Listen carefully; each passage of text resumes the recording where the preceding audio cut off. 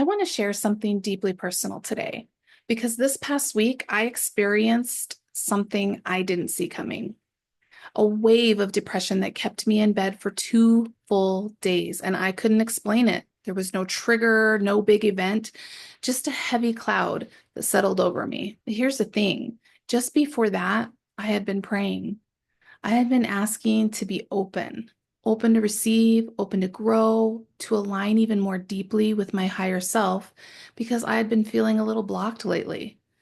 And I didn't realize until after the fog had started to lift that my prayer had been answered, just not in the way I expected. If you've ever felt like your low days make you a fraud or that you shouldn't be feeling what you're feeling, this message is for you. My depression hit me hard, that dark space where everything feels flat and hopeless. I couldn't get out of bed. I couldn't explain it. And on top of it, I was shaming myself, thinking things like, I should be past this. I've done so much healing work. I teach people how to shift their energy. Why can't I shift this right now? We live in a world that tells us healing is a straight line and that knowing better means we should always feel better. But healing isn't linear.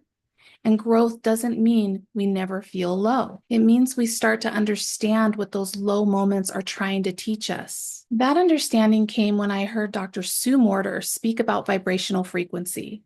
She said something that cracked my heart wide open. She said, the lower vibrational frequencies are not bad.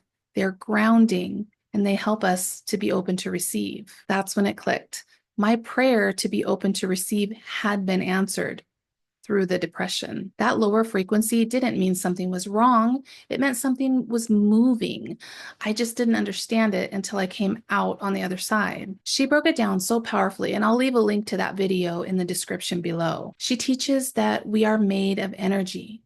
Emotions are energy, and those emotions, whether high or low, carry a specific vibrational frequency. Joy, love, creativity, those are higher frequencies. Sadness, guilt, and shame, those are lower. But here's the key.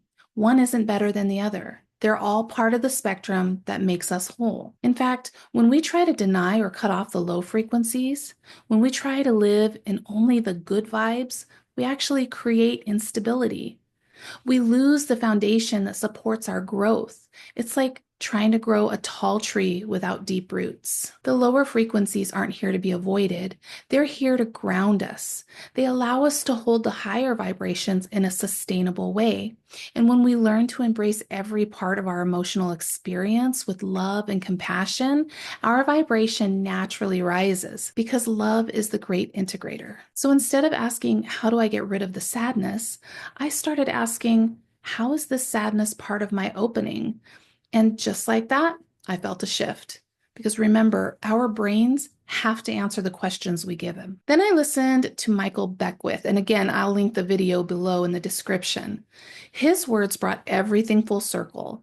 He teaches about two types of spiritual awakening, Kensho and Satori. Kensho is the slow burn, the gradual release of what no longer serves us, the small steps, the quiet shifts. It's when change is happening behind the scenes, even if you don't feel it in real time. He gave a beautiful example. Let's say you've been journaling consistently for a year. At the end of that year, you go back through the pages toward the beginning of the year and realize, I'm not the same person I was when I started this. You didn't feel the thunderbolt or lightning flash, but transformation did happen.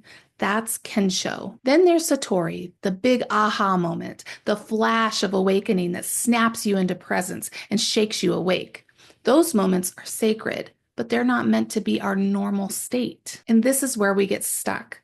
We become addicted to those Satori highs, those spiritual fireworks, and when we don't feel them, we assume nothing is happening. But that's not how deep, lasting transformation works.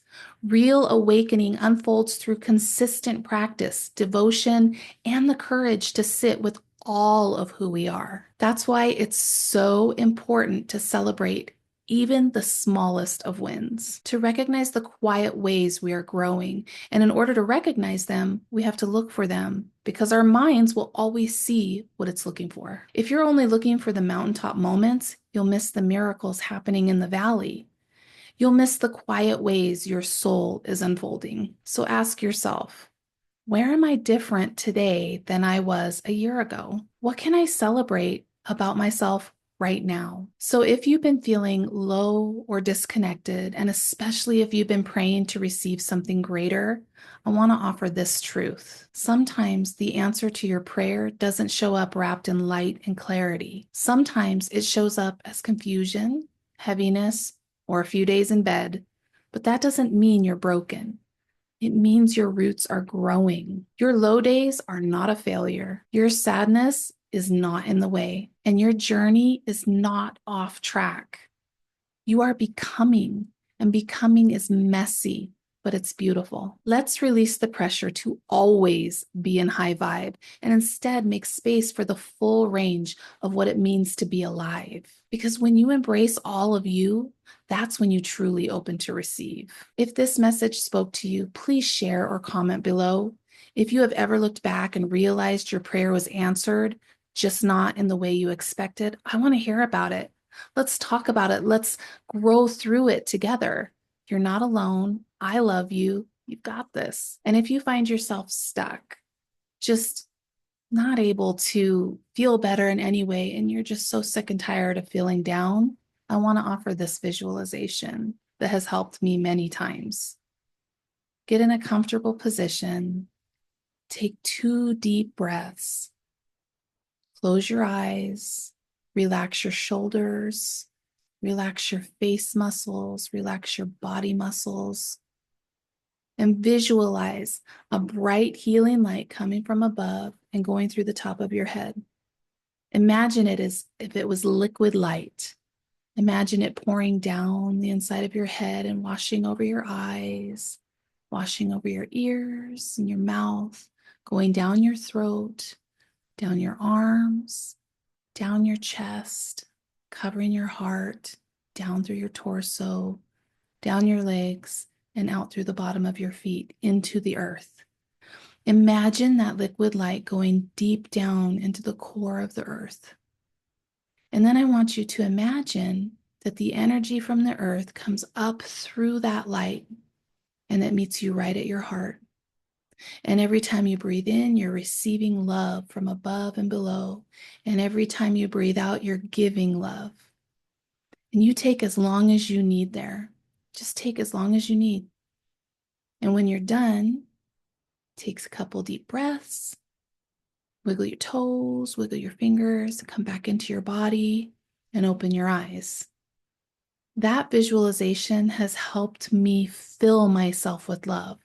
That is one tool that you can use to help yourself feel better in your darkest moments. Thank you for holding space with me today. This wasn't the easiest message to share, but I believe that vulnerability is where real communication and healing begin. If you're walking through something heavy right now, I want you to remember you're not behind, you're not doing it wrong, and you're definitely not alone. This journey of life isn't about being perfect. It's about being present. It's about learning to love ourselves through every part of the process, even the parts we don't understand yet. If this touched your heart, I'd love to hear from you in the comments. Let's keep growing together. Until next time, I'm Chrissy Boyce with Mind Clarity Coaching, reminding you to give yourself grace, keep showing up, keep listening to your soul, and trust, always trust that even in the darkness, something magical is unfolding.